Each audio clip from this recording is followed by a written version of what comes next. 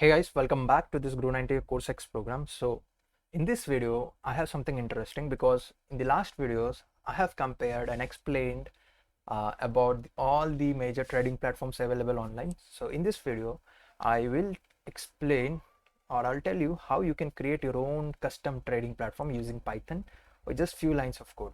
Okay, for this video, you need to have experience on Python programming.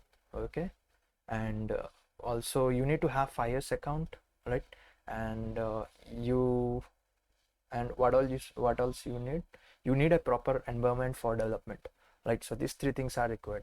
Okay, so let me show you how you can do it and jump into coding.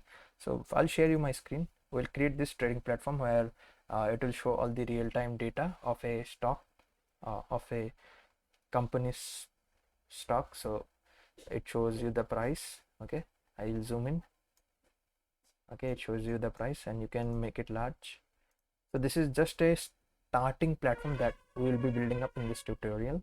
Okay, and in the later stage we'll add buttons, we'll do back testing on top of this, and we'll do a lot of stuff. So just stick to this video till the end, right? So first thing, we need a environment for coding. So this is the environment and this is the code. Let me remove this. So I have created a new folder and I have created a new file app.py. Okay, we will now first close this.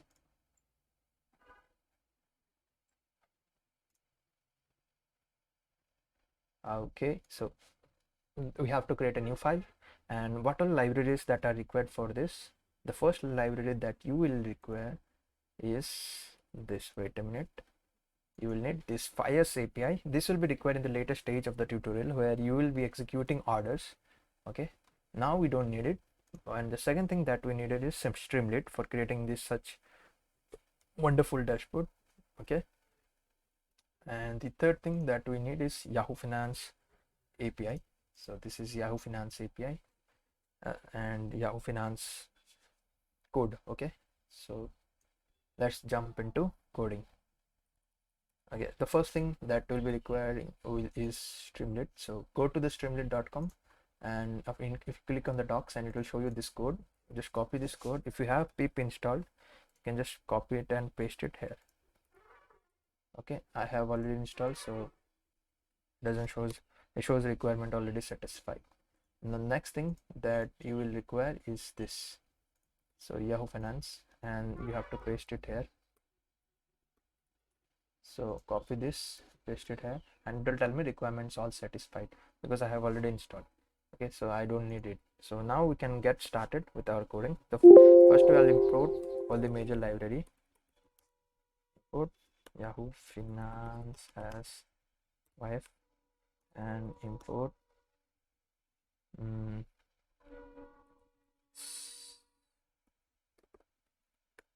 Streamlit as st. Okay, so after importing this, you have to create a new document. How do you create it? You have to just write st dot, right? And if you put heading, in order to put heading, you have to put a hash, and then inside this you have to put my trading platform, right? So this will be your trading platform, and this will be the title of the trading platform. So how do you load that? In order to load this, you have to get inside your directory. So my directory is Streamlit, and then you have to type Streamlit and then run, and then you have to type run, and then the name of the file. For my case, it's app.py. So if I run this, okay,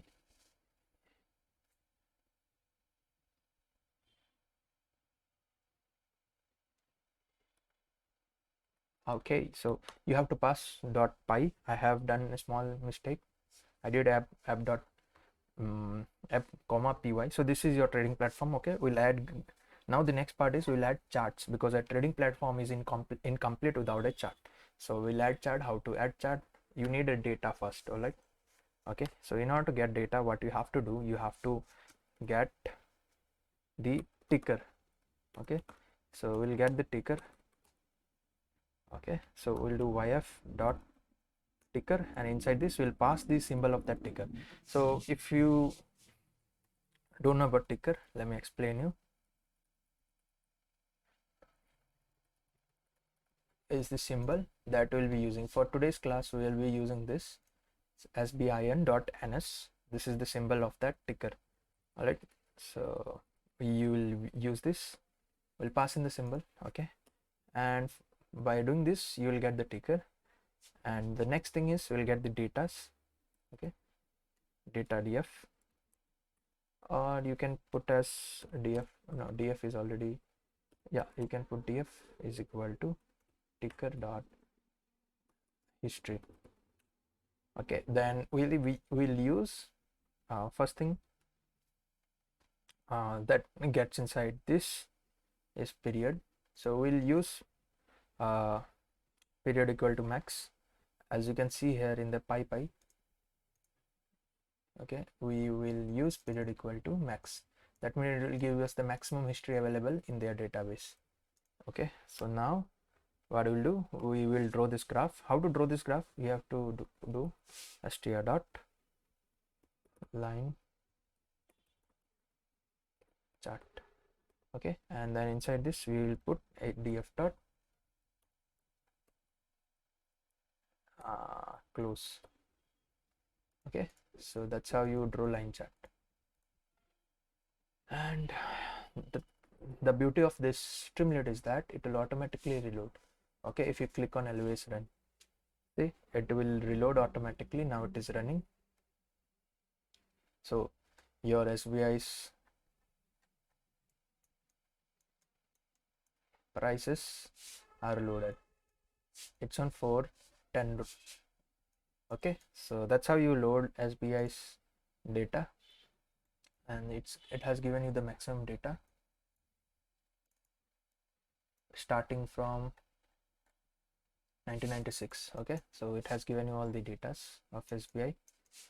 Okay, now you can make it large, you can make it small, you can download as PNG.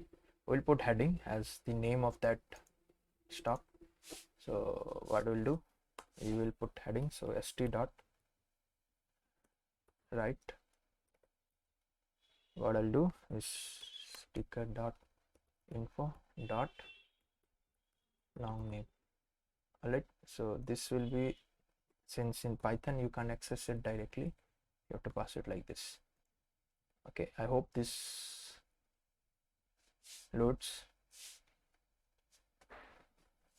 So it is taking time because the API that we are using, Yahoo API, is really slow, so that's why it is taking time. So now you can see that is loaded, and before that what I will do,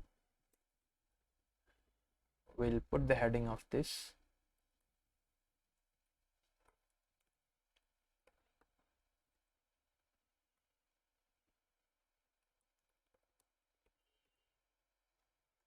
Okay, and now one more chart we can draw is volume. Okay, now let it run, and you can see that your chart or your platform is loading the data of that stock. So it's the close price and it's the volume. Now you can see your platform has the close price and the volume. All right, so that's how you actually create your platform. Now in the next tutorial I'll tell you how you can make the you can put a search bar, and where you can enter the stock, that stock name or the symbol, and it will load data of that stock only. All right, so we'll do that in the next tutorial. For today it's up to this, and in the subsequent tutorial I will explain you how you can put a button, and on the click of that button you can do trading through your trading account of iOS. All right, so watch this tutorial till the end, right? And I'm pretty sure you learn new things.